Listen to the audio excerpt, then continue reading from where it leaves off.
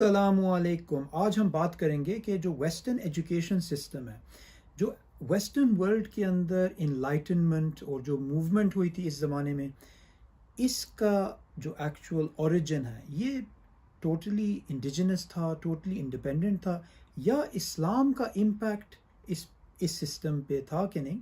اور دوسری یہ بات ہے کہ ایکچولی آج کل یہ آرگومنٹ بنائی جاتی ہے کہ اسلام آپ کو بیکورڈ رکھتا ہے، اور اسلامک ورلڈ ویو جو ہے وہ ان چیزوں سے آپ سے دور رکھتا ہے، سائنس سے، میتھمیٹکس سے، ان چیزوں سے جن چیزوں کو ہمیں آج کل جو انسان کو بہت ضرورت ہے۔ تو اس کے لیے میں ایکچولی بات کرنا چاہ رہا تھا آپ سے عدنان بھائی کہ آپ نے اس موضوع پہ کافی ریسرچ کیا۔ مجھے یاد ہے بہت سال پہلے آپ نے ایک پیپر لکھا تھا، اسلامز وار آن ٹیررزم، جس کے اندر آپ نے بڑی تفصیل سے اس کے بارے میں بات کی تھی کہ اسلامک ورلڈ ویو کا ایک امپیکٹ ویسٹرن ورلڈ ویو پہ ہے، جو ایک قسم کا اگنور کیا گیا ہے ہسٹری میں۔ اس پہ اگر آپ تھوڑی بات کریں۔ بسم اللہ الرحمن الرحیم۔ سب سے پہلے میں آپ کا شکریہ ادا کرنا چاہوں گا کہ آپ نے مجھے بلایا اس پروگرام میں، اور تھوڑے ہی وقت میں کوشش کروں گا کہ بہت ساری چیزوں پہ روشنی ڈال دی جائے۔ سب سے پہلے آپ نے یہ دیکھنا ہے کہ قرآن نازل کیا اللہ سبحانہ و تعالیٰ نے اللہ کے نبی صلی اللہ علیہ وسلم پر۔ رسول اللہ صلی اللہ علیہ وسلم غار حرا میں تھے اور قرآن کا نزول شروع ہوا۔ سب سے پہلی جو ابتدائی آیات اللہ نے نازل کی وہ پڑھنے لکھنے کے بارے میں تھی۔ پہلا حکم جو اللہ نے قرآن میں نازل کیا وہ تھا اقرأ بسم ربک الذی خلق، کہ پڑھو اللہ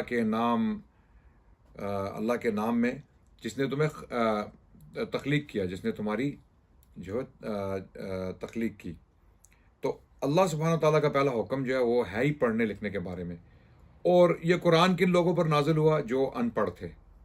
ان پڑھ سے مراد پڑھنا لکھنا نہیں جانتے تھے، نالج تھا ان کے پاس، شاعر بھی تھے، کلچر بھی رچ تھا ان کا، ان کی ثقافت بھی تھی، لیکن اس کے ساتھ ساتھ پڑھائی لکھائی کا جو ایک کلچر ہے وہ ان لوگوں میں موجود نہیں تھا۔ عرب عموماً جو ہے وہ ان پڑھ لوگ تھے، جس کو انگریزی زبان میں ان لیٹرڈ کہیں گے۔ تو یہاں پر کوئی اکیڈمیز، کوئی سکولز، کوئی لائبریریز نہیں تھی عرب دنیا میں، جزیرۃ العرب جس کو کہا جائے گا۔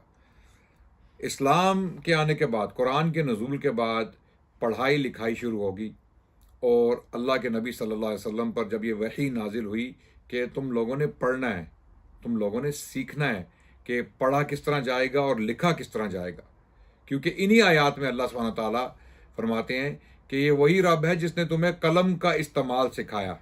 جی، علم الانسان ما لم یعلم، ٹھیک ہے، اللہ نے تمہیں وہ سکھایا جو تم نہیں جانتے تھے، اور قلم کا استعمال بھی اللہ ہی نے سکھایا۔ تو قلم اور پڑھنا لکھنا جو ہے وہ لازم اور ملزوم ہے، دونوں کا چولی دامن کا ساتھ ہے، دونوں آپس میں ساتھ ساتھ چلتے ہیں۔ آپ لکھیں گے نہیں تو پڑھیں گے نہیں، پڑھیں گے نہیں تو لکھیں گے نہیں۔ تو اللہ سبحانہ تعالیٰ نے پہلی جو آیات قرآن میں نازل کی ان میں حکم دے دیا کہ تم پڑھو اور لکھو۔ اس کے بعد ایک ریولوشن، ایک انقلاب آیا۔ جب لوگ مسلمان ہوئے تو چھوٹے چھوٹے بچے، 5 سال 4 سال کے بچے جو ہیں وہ قرآن حفظ کرنا شروع انہوں نے کیا، کیونکہ اللہ کی کتاب ہے، اللہ کا کلام ہے۔ اس کے ساتھ ساتھ ایک لٹریری کلچر، ایک ادب کا جو کلچر تھا وہ عام ہوا، اس میں لوگوں نے پڑھنا لکھنا شروع کیا۔ قرآن عربی زبان میں پہلی کتاب ہے جس کو لکھا گیا، یعنی عربی زبان تو بہت قدیم ہے لیکن یہ ایک زبانی زبان تھی، یعنی لوگ صرف زبانی کلامی عربی زبان استعمال کرتے تھے۔ کچھ ایسے نقوش ملتے ہیں عرب دنیا میں یا جزیرۃ العرب میں جن میں عربی زبان میں کچھ لکھا ہوا ہے، کچھ انسکرپشنز ہیں، لیکن وہ ایک بہت بنیادی عربی زبان ہے، پریمیٹیو ٹیکسٹ ہے۔ قرآن کے نازل ہونے کے بعد عربی زبان کو سٹینڈرڈائز کیا گیا، اس کی بنیاد رکھی گئی، رسم الخط کو جو ہے وہ اس کی تکمیل ہوئی۔ اس کے بعد قرآن کو لکھا گیا۔ قرآن کے لکھنے اور حفظ کرنے کے بعد لاکھوں مسلمانوں نے پڑھنا لکھنا جو ہے وہ سیکھا۔ رسول اللہ کی حدیث ہے صلی اللہ علیہ وسلم، طلب العلم فریضۃ علی کل مسلم، کے علم حاصل کرنا ہر مسلمان مرد اور عورت پر فرض ہے۔ اس کے بعد ایک انقلاب آ گیا، جہاں جہاں مسلمان گئے، چین سے لے کر الاندلس اسپین تک مسلمانوں نے حکومت کی۔ حضرت رسول اللہ صلی اللہ علیہ وسلم کی وفات کے 100 سال بعد مسلمانوں کی حکومت تقریباً چائنا سے لے کر اسپین تک قائم ہوگی.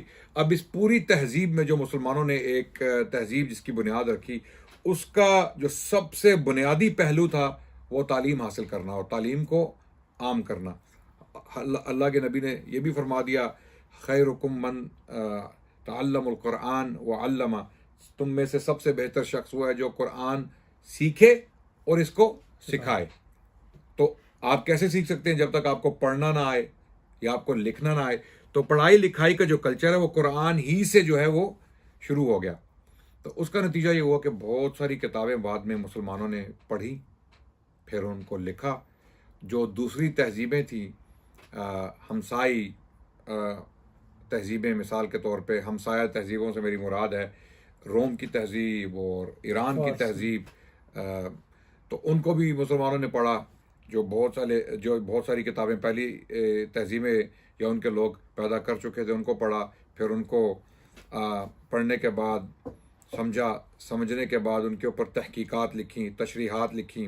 ان کو جہاں پر وہ غلط تھے ان کو صحیح کیا، اور جہاں پر وہ صحیح تھے اس کو انڈورس کیا. اور اس کے بعد یہ کتابیں پوری دنیا میں پھیل گئیں. اور یہ میں بہت بڑی کہانی جو ہے وہ آپ کو ایک مختصر سے اس سیشن میں بتانا چاہ رہا ہوں. تو یہ بہت ساری کتابیں جب لکھی گئیں، لائبریریز بنائی گئیں. بغداد میں بنو عباس کے دور میں بغداد ایک ایسا شہر بن گیا جہاں پر لوگ دور دراز کے علاقوں سے آ کے تعلیم حاصل کرتے تھے. صرف اسلام کی تعلیم ہی نہیں حاصل کرتے تھے بلکہ اس کے ساتھ ساتھ کیمسٹری، میتھمیٹکس، بایولوجی.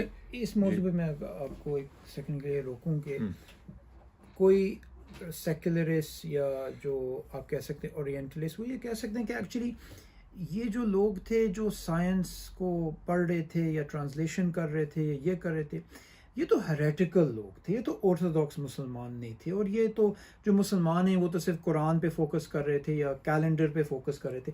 ان چیزوں پہ یا جو بینیفیشل اس قسم کی چیزیں ان سے ان کا تعلق نہیں تھا. اس میں کچھ حقیقت بھی ہے اور کچھ جو ہے وہ جھوٹ بھی ہے، افتراء بھی ہے. مثال کے طور پہ حقیقت کیا ہے؟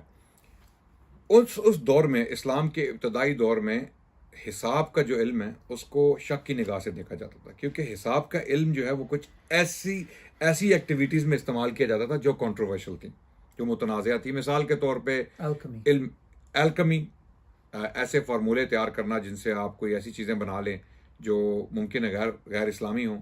مثال کے طور پہ یا علم فلکیات، ایک تو علم نجوم ہے نا اور ایک علم فلکیات ہے. علم فلکیات کا کوئی اتنا بڑا ایشو نہیں تھا، جس کو ایسٹرونومی کہتے ہیں.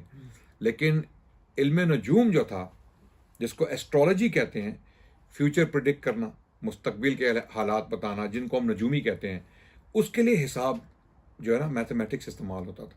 تو میتھمیٹکس کو جو ہے وہ تھوڑا سا بدنام کر دیا گیا کہ کیونکہ میتھمیٹکس استعمال ہو رہی ہے علم نجوم کے لیے، تو شاید میتھمیٹکس کو بھی جو ہے وہ شک کی نگاہ سے دیکھا جائے. لیکن دوسری طرف وہ لوگ بھی تھے جنہوں نے یہ لائن جو ہے وہ کلیئر کر دی. جس طرح امام غزالی نے یہ ڈسٹنکشن آپ کہہ سکتے ہیں، انہوں نے پاتھ فائنڈرز ایک کتاب ہے جم الخلیلی کی، وہ یہ آرگیو کرتا ہے کہ ان جیسے لوگوں نے ان کو ڈسٹنکٹ کیا کہ یہ چیز ٹھیک ہے اور یہ چیز غلط. بالکل. انہوں نے پھر وضاحت کی کہ حساب کا جو علم ہے وہ اچھا علم ہے اور استعمال کیا جا سکتا ہے. اور اسلام میں ایکچولی اس کی اہمیت ہے. بالکل. اللہ تعالیٰ قرآن میں ذکر کرتے ہیں الشمس والقمر بحسبان، کہ چاند اور جو سورج ہے وہ اللہ نے ایک حساب کے مطابق ان کو جو ہے وہ معلق کیا ہے خلا میں. تو اس سے یہی ثابت ہو کہ اللہ سبحانہ تعالیٰ یہ سمجھانا چاہ رہے ہیں کہ حساب کی اہمیت ہے. اگر آپ حساب کو نہیں سمجھیں گے تو آپ کس طرح سمجھیں گے کہ چاند اور سورج کو اللہ نے معلق کیا ہوا ہے ایک حساب کے مطابق. تو حساب کا جو علم بذات خود ہے وہ جو ہے برا علم نہیں ہے، لیکن کچھ لوگوں نے اس کو مشکوک کر دیا ابتدائی دور میں. لیکن دوسری سائنسز، مثال کے طور پہ اس کا تو ہم کہیں گے نا، یعنی بیبی کو باتھ واٹر کے ساتھ بائے. بالکل. کچھ لوگوں نے اسلام نہیں تھا، اسلام، کچھ لوگوں کو شک تھا کہ یہ علم استعمال کیا جا رہا ہے علم نجوم کے لیے، اور علم نجوم سے مراد جادو، مستقبل کے بارے میں پریڈکشنز کرنا، یا الکمی کے لیے استعمال کیا جائے، یا جس لیے بھی استعمال کیا جائے. لیکن دوسرے لوگ تھے جنہوں نے یہ ساری غلط فہمیاں دور کی اور حساب کا استعمال بھی کیا. اس کے علاوہ طب کا علم تھا، طب کا علم پھیلا. مسلمانوں نے یونانیوں سے طب اٹھایا، ان کی کتابوں کے ترجمے کیے اور پھر ان کو پھیلایا انہی طب کی کتابوں کو علماء نے بھی پڑھایا، خود بھی پڑھا. یعنی یہ ایک جو آئیڈیا کچھ سیکولرز یا کچھ لبرلز پاکستان میں خصوصاً اور دوسری اردو سپیکنگ دنیا میں عموماً پھیلانے کی کوشش کرتے ہیں، یہ آئیڈیا کہ بھئی یہ جو سائنسدان تھے جن کو ہم پروگریسو کہتے ہیں، اور یہ لوگ جو تھے وہ ملحدین تھے یا جو ہے آرتھوڈاکس مسلم نہیں تھے. جو آرتھوڈاکس مسلمز تھے، علماء، محدثین، فقہا، وہ ان لوگوں کے خلاف تھے. یہ بات غلط ہے، یہ تاثر بھی غلط ہے. بلکہ بہت سارے علماء، محدثین، فقہا جو ہیں وہ نہ صرف اسلامی تعلیمات حاصل کر رہے تھے بلکہ ساتھ ساتھ وہ طب کا علم بھی حاصل کرتے تھے، منطق کا علم بھی حاصل کرتے تھے. منطق سے مراد لاجک بھی پڑھتے تھے. کچھ لوگ تو فلسفہ بھی پڑھتے تھے. علم الکلام پڑھ کے اسلام کا دفاع کرتے تھے. مثال کے طور پہ بعد میں علم الکلام جو ہے وہ مجروح ہو گیا اس کے استعمال کی وجہ سے، کیونکہ علم الکلام جو ہے وہ کچھ جو ملحد بھی ہیں وہ بھی استعمال کرتے تھے. اس میں کوئی شک نہیں کہ بغداد کے شہر میں ہر قسم کے لوگ موجود تھے. جب بغداد میں یہ ایکٹیویٹیز ہو رہی تھی 9ویں صدی عیسوی میں یا 10ویں صدی عیسوی میں، جب بغداد دنیا کا سب سے بڑا شہر بن گیا اور دنیا کی سب سے بڑی لائبریریز اور اکیڈمیز بغداد میں تھیں بنو عباس کے دور میں، اس دور میں ہر قسم کے لوگ وہاں موجود تھے. علماء بھی تھے، محدثین بھی تھے، فقہا بھی تھے، اس کے علاوہ ملحدین بھی تھے، اور ایسے فلسفی بھی تھے جو ملحد تھے. ملحد سے مراد منکرین خدا، جو خدا کو بھی نہیں مانتے تھے. یہودی بھی تھے، مسیحی بھی تھے، ہر قسم کے لوگ تھے وہاں پر. میں آپ کو نام بتا سکتا ہوں. بلکہ سب سے بڑی اکیڈمی جو جوئش اکیڈمی تھی پوری دنیا میں، جو یہودیوں کے لیے فتاوا مہیا کرتے تھے، فتوے دیتے تھے، ان کے سوالوں کے جواب دیتے تھے، وہ بغداد میں تھے. جی بالکل. بیبیلونین جیوری جس کو کہا جاتا ہے. اسی کے بارے میں بڑی انٹرسٹنگ بات ہے کہ ایک سائنس کے ہسٹورین ہیں جن کو آپ بھی ریفرنس کرتے تھے اپنے پیپر میں، ڈیوڈ لمبرگ، وہ بھی یہ بات کرتے ہیں کہ اسلام نے کلچر کریٹ کیا. یہ وہ لکھتے ہیں کہ یہ انڈیویجولس کی بات نہیں ہے، یہ ایک کلیکٹیو کلچر تھا جس کے اندر بہت زیادہ لوگ انوالو تھے. اور ایک بات پہ میں آپ کو ایکچولی میرا دل ہے کہ آپ اس پہ تھوڑی بات کریں کہ جو ایک نیریٹو ہے جس کو کلاسیکل نیریٹو کہتے ہیں، کہ امام غزالی نے اسلام میں سے جو ریشنلسٹ ہیں ان کو یعنی باہر نکال دیا، رد کر دیا، اور اسلامک سائنسز کو تباہ کر دیا کیونکہ انہوں نے عقل کو اٹیک کیا، اور ان کے بعد سائنس کے اندر کوئی پروگریس نہیں ہوئی مسلم ورلڈ میں. تو کلاسیکل نیریٹو عقل کو سائنس کے ساتھ جو ہے وہ نتھی کرنا، یا یہ دعویٰ کرنا کہ عقل کا تعلق صرف سائنس کے ساتھ ہی ہے، یہ ایک بہت گھسا پیٹا دعویٰ ہے اور بہت ہی گھٹیا دعویٰ ہے. کیونکہ اس کا مطلب یہی ہوا کہ پھر صرف سائنسدان عقل مند ہیں.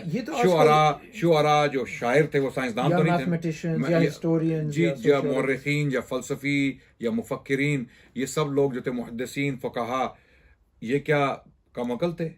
اگر یہ دعویٰ درست مان بھی لیا جائے کہ بھئی غزالی نے سائنس کو مار دیا، سائنس کو قتل کر دیا، غزالی کے بعد ریشنالٹی جو ہے وہ اسلام میں سے ختم ہوگی، یہ کوئی بہت ہی گھٹیا انسان یا کوئی بہت کم عقل انسان یا ان پڑھ انسان یہ دعویٰ کر سکتا ہے. کوئی عقل مند پڑھا لکھا جس نے تاریخ پڑھی ہو وہ یہ دعویٰ نہیں کر سکتا. کیونکہ غزالی کے بعد اسلام کی جو انٹلیکچوئل تاریخ ہے اس میں اتنے بڑے نام ہیں کہ یہ لوگ شرما جائیں گے ان کے نام سن کے. میں آپ کی بات بالکل اس پہ اگری کرتا ہوں، مگر اس موضوع پہ بات کرنے سے پہلے کہ امام غزالی کے بعد ہمیں آپ کہہ سکتے ہیں اسلامک سائنسز کا پیک تو ان کے بعد میں آیا، اس کے بعد ہم کر سکتے ہیں. مگر میں غزالی کی جو وفات ہے وہ سن 1111 عیسوی میں ہوئی. جی نہیں، اس سے پہلے میں آپ سے یہ پوچھنا چاہتا ہوں، ٹھیک ہے ان کے بعد ڈیفینیٹلی ایک کلاسیکل نیریٹو غلط ہے کہ اس کے بعد یہ چیز ہوئی، مگر امام غزالی نے کیا کیونکہ اس کے اوپر بھی میرے خیال سے بات ہونی چاہیے. کیونکہ یہ الزام لگایا جاتا ہے کہ وہ فلسفی کے خلاف تھے، وہ سائنس کے خلاف تھے، وہ میتھمیٹکس کے خلاف تھے. اور خاص طور پہ ادھر پاکستان کے اندر ہمارے ایک فزسسٹ بڑے MIT سے آ کے تو وہ ہر موضوع پہ بات کرتے ہیں، انہوں نے بھی کلاسیکل نیریٹو کو پروموٹ کیا ہے. تو انہوں نے کیا ہے، امام غزالی نے کیا ایکشنز لیے تھے جن کے اوپر یہ الزام لگتے ہیں؟ امام غزالی نے فلسفے کے رد میں کتاب لکھی، تحافت الفلاسفہ. فلسفی کے خلاف یا فلسفی کوئی فلسفرز کے خلاف نہیں لکھی؟ انہوں نے فلسفی کی ایک اپروچ کے خلاف، جو فلسفے کو ایک طریقے سے پیش کیا جا رہا تھا ان کے دور میں، جس کو ایک فلسافیکل ٹریڈیشن تھا، ویو پوائنٹ کو، جس کو کہتے ہیں ہم ایرسٹوٹیلین لاجک. अरस्तू का मंतिक, अरस्तू का मंतिक जो है वो फैशन में था इमाम गजाली के दौर में, तो उस लॉजिक को या उस एक ट्रेडिशन को इमाम गजाली ने क्रिटिसाइज किया। फलसफे को इमाम गजाली ने समंदर में नहीं फेंका, या अकल को इमाम गजाली ने, या रैशनैलिटी को, बल्कि रैशनैलिटी को तो उन्होंने प्रमोट किया कि आप रैशनैलिटी इस्तेमाल करें, रैशनैलिटी इस्तेमाल करके आपको पता चलेगा कि एरिस्टोटेलियन लॉजिक जो है वो हरफ आखिर नहीं है, उसको आप एक क्राइटेरिया या एक फुरकान बना के हर चीज को उसके ऊपर नहीं परख सकते, बल्कि उसको भी परखा जाएगा। क्या एरिस्टोटेलियन लॉजिक जो है वो खुद कंसिस्टेंट है, क्या वो खुद लॉजिकल है या नहीं है। तो जो भी शख्स ये किताब पढ़ेगा इमाम गजाली की, इनकोहेरेंस ऑफ द फिलोसफर्स, अंग्रेजी जुबान में तर्जमे उसके हो चुके हैं, गालिबन मुझे यकीन है कि उर्दू जुबान में भी तर्जमा उस किताब का होगा। अरबी में उसका टाइटल था तहाफतुल फलासिफा, फलसफियों की तुकबंदियां मिसाल के तौर पे। तो उन्होंने उसमें फलसफे को ही नहीं तबाह बर्बाद किया, उन्होंने सिर्फ ये कहा कि जो एरिस्टोटेलियन लॉजिक है, जो ट्रेडिशन हमारे दौर में चल रहा है, उसको क्रिटिसाइज किया। वो फिलोसोफर थे जी, खुद उन्होंने ये प्रमोट किया था कि जो बेनिफिशियल साइंसेस हैं, जिस तरह मेडिसिन हो गया या मैथमेटिक्स हो गया, और इन चीज़ों को प्रमोट किया, और एक्चुअली इनको एक कैटेगरी में डाला कि ये फर्द अल कफाया है, कि एक्चुअली कलेक्टिवली हमें करना चाहिए। तो प्रोग्रेसिव, देखिए प्रोग्रेसिव साइंसेज जिनको हम फर्स्ट ऑफ ऑल मैं एक चीज़ की वजाहत करता चलो, बहुत इंपॉर्टेंट पॉइंट है। सबसे पहले तो हम मुसलमान जो इस्लामी तहजीब के अलमबरदार हैं, हम ये दावा ही नहीं करते कि प्रोग्रेस का मतलब साइंस है। हम ये दावा नहीं करते। ज़रूरी नहीं है कि साइंस के साथ ही प्रोग्रेस जो है वो उसको अटैच किया जाए या कनेक्ट किया जाए कि प्रोग्रेस का मतलब साइंस ही है। इसका मतलब बिल्कुल हिटलर का जर्मनी जो है वो साइंटिफिकली सबसे ज्यादा एडवांस थे, सोवियत यूनियन, उसको प्रोग्रेस कहेंगे। उन्होंने 6 लाख यहूदियों को मार दिया, और उसके बाद सोवियत यूनियन की आपने मिसाल दी, अमेरिका बहादुर, ये यानी इसको आप प्रोग्रेस कहेंगे कि दुनिया में जो तबाही की जा रही है टेक्नोलॉजी का इस्तेमाल करके, साइंस को इस्तेमाल, इस साइंस का क्या फायदा है। जिस तरह इकबाल ने कहा, जुदा हो दीन सियासत से तो रह जाती है चंगेजी। अगर आप दीन को सियासत से निकाल दें, या दीन को साइंस से निकाल दें, या दीन को तालीम और इल्म से निकाल दें, तो रह जाती है चंगेजी। फिर चंगेज खान का दौर है, उसी का वक्त है, उसी के ख्यालात हैं और उसी के अमाल हैं। तो यही बिल्कुल, और यही हुआ हिटलर के साथ, जुदा हो दीन सियासत से तो रह जाती है चंगेजी। हिटलर ने क्या किया? हिटलर ने यही किया ना कि उसने साइंस को और टेक्नोलॉजी को बुरे अजाइम के लिए इस्तेमाल किया। तो प्रोग्रेस का मतलब साइंस नहीं है, ये साइंस का मतलब प्रोग्रेस नहीं है, मगर प्रोग्रेस का मतलब अखलाकी और अखलाकी बुलंदी है। हमें हदीस पता चलती है, रसूलुल्लाह सल्लल्लाहु अलैहि वसल्लम ने ये फरमाया कि जो इंसान में से, मैं इसका पैराफ्रेज कर रहा हूँ, कि जो इंसान में से सबसे, यानी जो बेनिफिशियल टू ह्यूमैनिटी, जी, सबसे बेहतरीन इंसान वो है जो दूसरों को नफा पहुंचाए। और नफा ऑब्वियसली आप लोगों को मेडिकली हेल्प कर रहे हैं, साइकोलॉजिकली हेल्प कर रहे हैं, मैथमेटिक्स में लोगों को हेल्प कर रहे हैं। तो इस्लाम इन चीजों को प्रमोट करता है, मगर एक मॉरल ऑब्जेक्टिव के लिए, एंडलेस अंगेजी के लिए नहीं। बिल्कुल, एब्सोल्युटली। इसीलिए इस्लाम की सबसे बड़ी जो अफजलियत है दूसरे अदयान पे, वो मॉरल सुपरियॉरिटी की है, अखलाकी बुलंदी। इस्लाम एक अखलाकी निज़ाम लेकर आया, और इस्लाम ने उसी की बुनियाद पर प्रोग्रेस को परखा कि वही लोग प्रोग्रेसिव हैं जो अखलाकी तौर पर बुलंद हैं। अगर आपने टेक्नोलॉजी हासिल कर भी ली, साइंस में तरक्की कर भी ली, लैब्स बना ली, गाड़ियां बना ली, रॉकेट्स बना लिए, जेट्स बना लिए, रोमन एम्पायर की मिसाल आप ले लें, कितनी एडवांस एम्पायर थी साइंटिफिकली, बहुत बड़े बड़े साइंटिस्ट उन्होंने प्रोड्यूस किए, रोमन एम्पायर ने, ग्रीक्स ने भी किए। क्या हाल हुआ उनका? उनकी अखलाकी हालत बिगड़ी हुई थी, जिसकी वजह से वो तबाह बर्बाद हो गए। तो साइंस के साथ साथ अखलाकियात का भी सबक देना चाहिए। जो लोग साइंस को मटेरियलिज्म के साथ नथी करते हैं, या साइंस को दीन से हटा के पेश करते हैं कि दीन का साइंस से कोई ताल्लुक नहीं है। अगर मुसलमान साइंटिस्ट की तारीख पढ़ी जाए, 1000 साल की तारीख, मुसलमान साइंटिफिक जो रेवोल्यूशन थी उसकी तारीख पढ़ी जाए, अल अंदलुस से लेकर समरकंद बुखारा तक, या काशगर चले जाएं आप, काशगर तक। या आप ये भी कह सकते हैं कि आजकल जो कोई हिस्टोरियंस हैं वो ऑटोमन साइंस को भी एक पीरियड में देखते हैं, मुगल साइंस को भी देखते हैं, सिर्फ अब्बासिद पीरियड को नहीं देखते। तो ये अच्छा सेगवे है कि जो आप पिछली दफ़ा बात ये कंप्लीट कर रहे थे कि इमाम गजाली के बाद जो इम्पोर्टेंट चीज़ें हुई हैं, जिनसे हमें पता चलता है कि जो क्लासिकल नैरेटिव है, جو پش کیا جا رہا ہے یہ غلط ہے. آپ اس پہ یہ جہالت پہ مبنی ہے, یہ کلاسیکل نیریٹو کہ بھئی اسلام ریگریسو ہے, اسلام بیکورڈ ہے, اسلام جو ہے وہ, اگر ایسی بات ہے تو جو 1000 سال کی ہماری تاریخ ہے, جو ہماری لائبریریز ہیں, جو ہمارے مخطوطات ہیں, جو ہمارے علماء ہیں, بلغاء ہیں, خطباء ہیں, شعراء ہیں, محدثین ہیں, فقہاء ہیں, ان کو آپ کس ٹوکری میں ڈالیں گے؟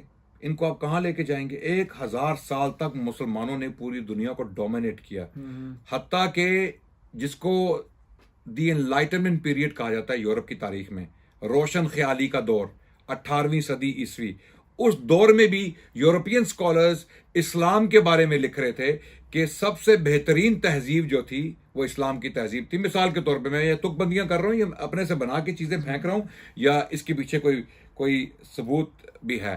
مثال کے طور پہ میں مثال دیتا ہوں آپ کو. ایڈم اسمتھ بہت بڑے اسکالر تھے اس روشن خیالی کے دور میں, جن کی پیدائش ہوئی 1723 عیسوی میں اور 1790 عیسوی میں ان کی وفات ہوئی. انہوں نے بہت مشہور کتابیں, مایہ ناز کتابیں انہوں نے لکھی. مثال کے طور پہ ویلتھ آف نیشنز ایک کتاب انہوں نے لکھی. اوکے, وہ کتاب آج بھی اکانومسٹ پڑھتے ہیں, اکنامکس میں وہ کتاب آج بھی پڑھائی جاتی ہے, اتنی مضبوط کتاب ہے وہ. اب اس کتاب کے جو آتھر ہیں انہوں نے اسلام کے بارے میں کیا بولا, یا اسلامی تہذیب کے بارے میں کیا بولا؟ انہوں نے یہی بولا کہ سب سے بہترین تہذیب رومن امپائر کے بعد, اگر پروگریشن کو دیکھا جائے یا سائنٹیفک ریولوشن کو دیکھا جائے, تو اسلام کی تہذیب تھی.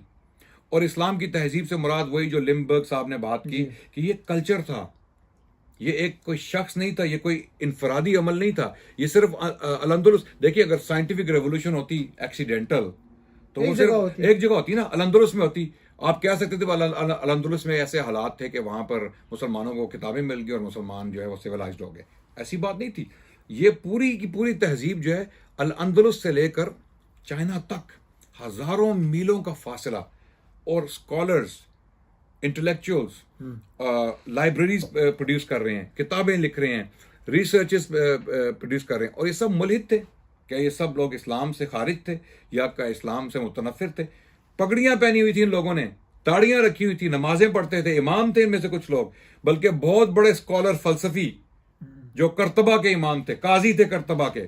کن کا نام آج تک جو یورپین جن کو یاد کرتے ہیں, ابن رشد, امام ابن رشد, جن کی کتاب میرے پیچھے بھی ایک پڑی ہوئی ہے الکافی کے نام سے. ٹھیک ہے, امام ابن رشد بہت بڑی شخصیت تھے. یا شیخ حسن بن ہیثم جنہوں نے سائنٹیفک میتھڈ کے اوپر بھی کام کیا, سائنٹیفک میتھڈ کے اوپر کام کیا. ان کے جو تھیریز ہیں, ان کے لینزز کے اوپر جو ان کی تھیریز ہیں, ان کی lesser circulation of blood, physics اور میڈیسن پہ بھی ان کا بڑا کام تھا. اس کے علاوہ ابو القاسم الزہراوی جو اسپین میں تھے, جنہوں نے جو انسٹرومنٹس تھے یہ انوینٹ کیے, جو سرجیکل انسٹرومنٹس تھے.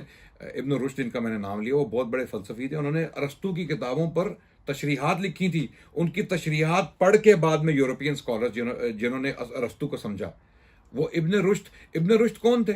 وہ قاضی تھے, کرتبہ کے قاضی تھے. یہ ایک اور بات ہے کہ بعد میں ان کی کچھ کتابیں جلائی بھی گئیں, ان کے کچھ خیالات متنازع بھی تھے, لیکن ان کو اسلامی تہذیب سے باہر تو نہیں پھینکا جا سکتا.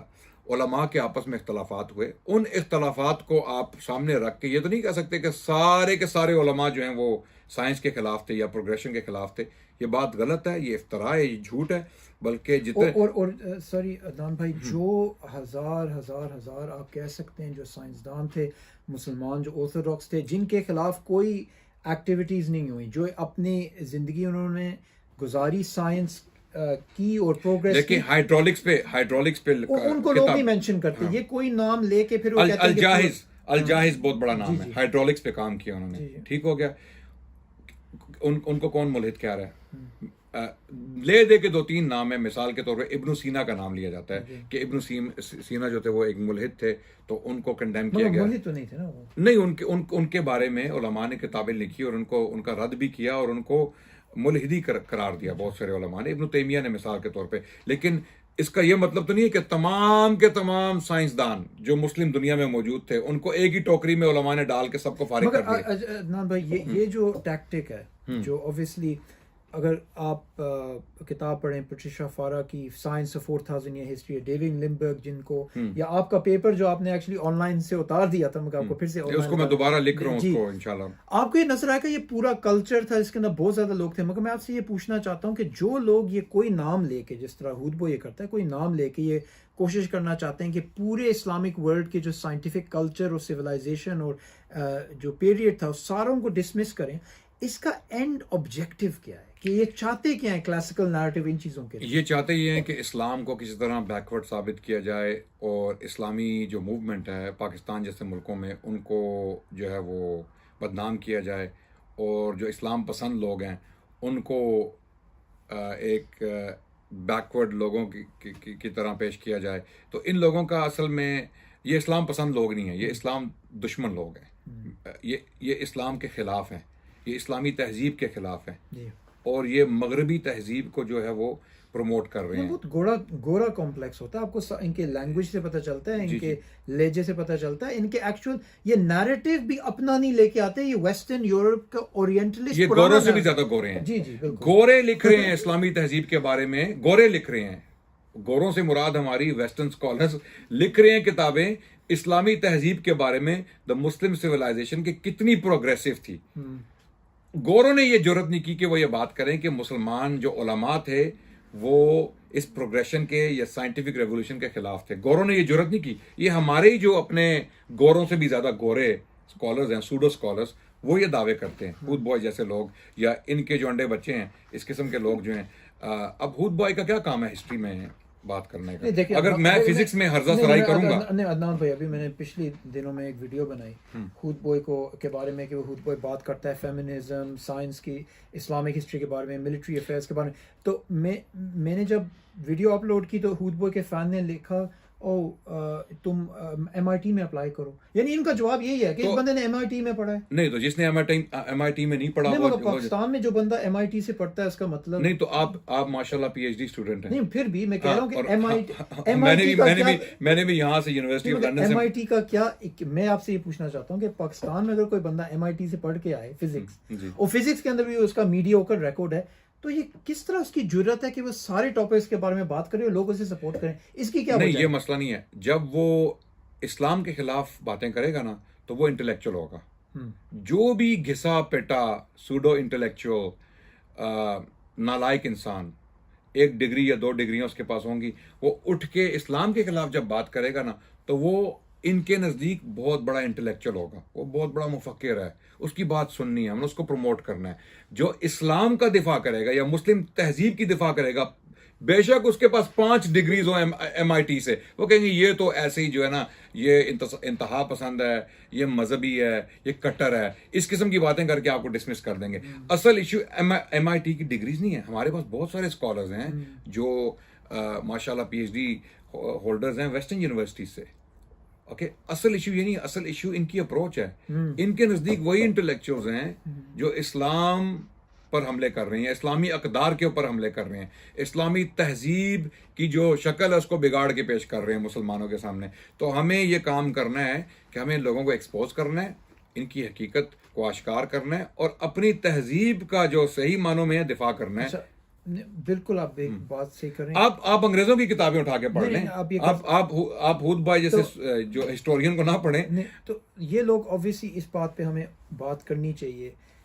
مگر میں 2 چیزیں آپ سے پوچھنا چاہتا ہوں. پہلا سوال یہ ہے کہ اگر ہم اپنے مائنڈ سیٹ کے اندر یہ چیز رکھیں کہ اگر میں سائنس کر رہا ہوں، میتھمیٹکس، فزکس، بایولوجی یا جو بھی ہے، اور میری نیت ہے کہ جس طرح قرآن میں لکھا ہے کہ ایک انسان کی اگر اپنی زندگی بچائی تو پورے انسان کی بھیجی بچائی، یا آپ کائنات کو اسٹڈی کرنا چاہتے ہیں اللہ تعالیٰ سے زیادہ قریب ہونے کے لیے، جو بھی ہیں، اس کو اسلام میں ایک عبادت کی کیٹیگری کے اندر ڈالا سکتا ہے؟ بے شک. سائنسدان جو سائنس کا کام کر رہے ہیں، جو انوینشنز کر رہے ہیں انسان کی زندگی کو آسان کرنے کے لیے، صرف اللہ کی خوشنودی کے لیے، اس لیے نہیں کہ وہ اس ٹیکنالوجی کا استعمال کر کے دوسرے لوگوں پر ظلم کریں گے یا ان کو دبائیں گے، یا اسٹیٹس، پاور، منی یا شہرت. اگر وہ ان کاموں کے لیے کر رہے ہیں تو ان کے کام غلط طریقے سے ہی استعمال ہوں گے. فلسفہ وہی ہے، جدا ہو دین سیاست سے تو رہ جاتی ہے چنگیزی. فلسفہ وہی ہے اسلام کا کہ دین کے ساتھ ساتھ ترقی جب ہوگی تو وہ ترقی فائدہ مند ہوگی. سو جب کوئی سائنسدان ایک راکٹ بنا رہا ہے یا گاڑی بنا رہا ہے یا کوئی بیماری کے خلاف جو ہے وہ ویکسین اس پر کام کر رہا ہے تو وہ اللہ کے رستے میں کام کر رہا ہے. وہ ایک مجاہد فی سبیل اللہ ہے, وہ اللہ کے رستے میں اسٹرگل کر رہا ہے. ہم اس کو ایک مجاہد سے تشبیہ دیں گے کیونکہ وہ اپنا وقت لگا کے محنت کر کے خون پسینہ بہا کے جو ہے وہ انسانیت کے لیے کام کر رہا ہے, کیونکہ وہ اللہ کو خوش کرنا چاہتا ہے. اس کا مقصد اللہ کی خوشنودی ہے. اس لیے نہیں کہ وہ پیسے کمائے گا, اس لیے نہیں کہ وہ شہرت کمائے گا, اس لیے نہیں کہ وہ اپنی واہ واہ کروائے گا. یہ مقصد جس کا ہوگا اس کا کام کبھی صحیح طریقے سے استعمال نہیں ہوگا. اور یہی ہو رہا ہے مغربی دنیا میں. اتنی ٹیکنالوجی کے باوجود مغربی ممالک کو آپ دیکھیں, ان کی فورن پالیسیز دیکھیں آپ, ان کی جو تعلیمات ہیں پوری دنیا میں, ان کے اعمال اس کے برعکس ہیں. یعنی دنیا میں تعلیم دیں گے جسٹس کی, دنیا میں تعلیم دیں گے کہ ہم ایکویلٹی لائیں, لیکن اگر آپ ان کی پالیسیز دیکھیں گے سو کال تھرڈ ورلڈ کنٹریز میں تو وہاں پر وہ پالیسیز بالکل اپوزٹ ہیں. یا آپ کہہ سکتے ہیں سر ٹیکنالوجی کی جب ایٹم بم بنا تھا تو انہوں نے انیسنٹ سیویلینز کے اوپر جا کے استعمال کیا ہیروشیما اور ناگاساکی میں. تو اس پہ میں آپ کو دوسرا سوال پوچھنا یہ چاہتا ہوں کہ ہم جو ہیں, یعنی اس سے یہ ثابت ہو گیا, میں آپ کی قطع کلامی کر رہا ہوں, کہ سائنس بذات خود اسلام میں ایک عبادت ہے. بالکل علم جو اللہ کی خوشنودی کے لیے حاصل کیا جائے اور انسانیت کی فلاح کے لیے, انسانیت کی اصلاح کے لیے استعمال کیا جائے, وہ علم اسلام میں کسی بھی نوعیت کا ہو وہ عبادت ہے. حتیٰ کہ جب آپ میڈیکل کی کتاب کھولتے ہیں اس میں آپ انسانی اعضائے مخصوصہ جن کو کہا جاتا ہے, یعنی پرائیویٹ پارٹس, جب ان کو بھی اسٹڈی کرتے ہیں, حالانکہ بظاہر تو آپ ایک جو ہے وہ ناپسندیدہ کام کر رہے ہیں. آپ ڈائیگرامز دیکھ رہے ہیں اپنی میڈیکل بک میں انسان کے جو اعضاء ہیں, لیکن اگر آپ ان کو اس لیے اسٹڈی کر رہے ہیں کہ ان کو اسٹڈی کر کے آپ دوسرے انسانوں کی جان بچائیں گے, ان کو بیماریوں سے بچائیں گے, تو یہ عبادت ہے, عین عبادت ہے. ہر لفظ کا ثواب آپ کو مل رہا ہے, حالانکہ آپ قرآن بھی نہیں پڑھ رہے, حدیث بھی نہیں پڑھ رہے. یہ اسلامی نقطہ نظر ہے. اچھا, اس بات پہ میں آپ کو آخری سوال پوچھنا چاہتا ہوں کہ آپ نے جو وہ پیپر تھا جو انشاءاللہ پھر سے پبلش کریں گے اور پھر اردو میں بھی ہم ٹرانسلیٹ کر سکتے ہیں, اس کے اندر آپ نے صرف اور صرف اسلامک سائنس ہسٹری کے بارے میں بات نہیں کیا. آپ نے ایکچولی جو ایجوکیشن سسٹمز ہیں کہ جو ایکچولی آپ نے بات کی تھی آرڈیلیڈ آف باتھ اور جیمز آف مورلی اور آکسفورڈ یونیورسٹی, کیمبرج یونیورسٹی, ان کے اوپر جو انفلوئنسز ہوئے تھے اور یہ ساری چیزیں ہوئی تھیں. تو اس پہ اگر آپ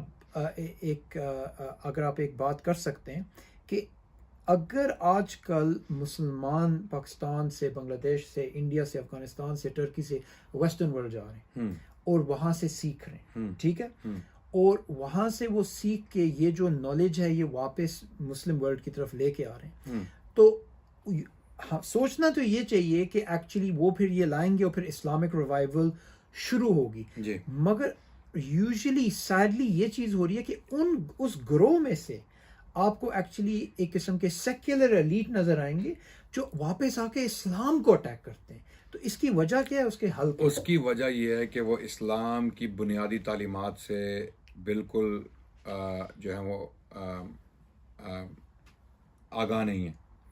جب تک وہ اسلام کی بنیادی تعلیمات سے آگاہ نہیں ہوں گے, اسلام کی تعلیم حاصل نہیں کریں گے, اسلامی اخلاقیات کو نہیں سمجھیں گے, اس وقت تک وہ اسلام پر حملے ہی کرتے رہیں گے. وہ یہ سمجھیں گے کہ مغربی دنیا کی جو تہذیب ہے, جو سائنس کا نالج ہے, جو ٹیکنالوجیکل ایڈوانسمنٹ ہے, جو ایڈوانٹیج ہے مغربی دنیا کو اسلامی دنیا پر, وہ ان کے سیکولرزم کی وجہ سے ہے.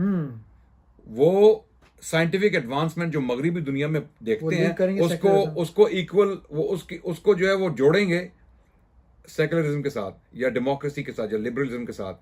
لیکن یہ جو نقطہ نظر ہے یہ غلط فہمی پہ مبنی ہے. اس کی وجہ یہ ہے کہ اگر ایسی بات ہے تو پھر جو 1000 سال کی مسلم تہذیب کی جو ایڈوانسمنٹ ہے یا اس کے بعد میں جو اس سے پہلے جو لوگ تھے, کیا وہ تمام تہذیبیں پروگریسو تھیں یا سیکولر ایتھیسٹ نہیں تھے نا.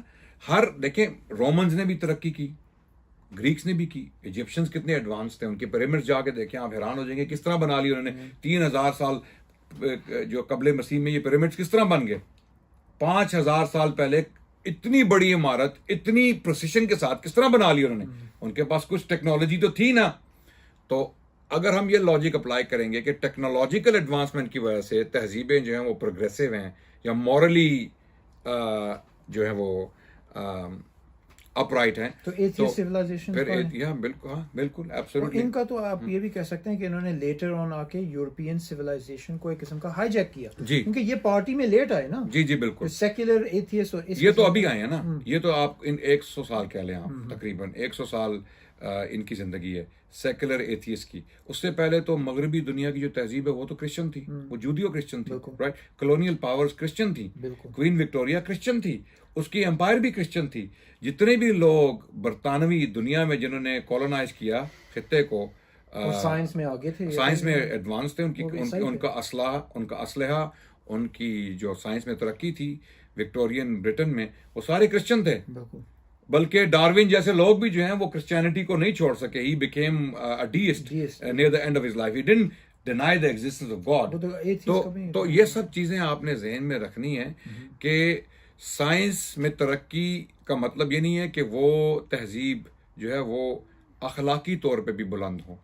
اخلاقیات جو ہیں وہ تہذیبوں کو بلند کرتی ہیں یا پست کرتی ہیں. اخلاقی طور پہ جو تہذیب بلند ہو وہ بچ جاتی ہے، جہاں پہ انصاف قائم ہو اور جہاں کے لوگ خوشحال ہوں. روحانی طور پہ جب لوگ خالی ہوں گے، لوگوں کے دل خالی ہوں گے، لوگوں کے دماغ خالی ہوں گے، اللہ سے جب ان کا تعلق نہیں ہوگا تو وہ ڈپریشن کا شکار ہوں گے. اسی لیے کچھ ٹیکنالوجیکلی ایڈوانس ملک ایسے ہیں جہاں پر سوسائڈ ریٹ بہت ہائی ہے. اسکینڈینیوین ممالک کو آپ دیکھ لیں، آپ جاپان کو دیکھ لیں. جاپان تو ٹیکنالوجیکلی بہت ایڈوانسڈ ہے، بلکہ ویسٹرن سوسائڈ فارسٹ اور بالکل ڈپریشن کا بیڈ روم سے ہی نہیں نکلتے باہر. ایبسلیوٹلی. اس کی وجہ کیا ہے؟ زندگی خالی، زندگیاں ان کی مٹیریلزم کی وجہ سے میننگ لیس ہے. ان کا کوئی اسپریچول تعلق نہیں ہے اللہ سے، اپنے کریٹر سے.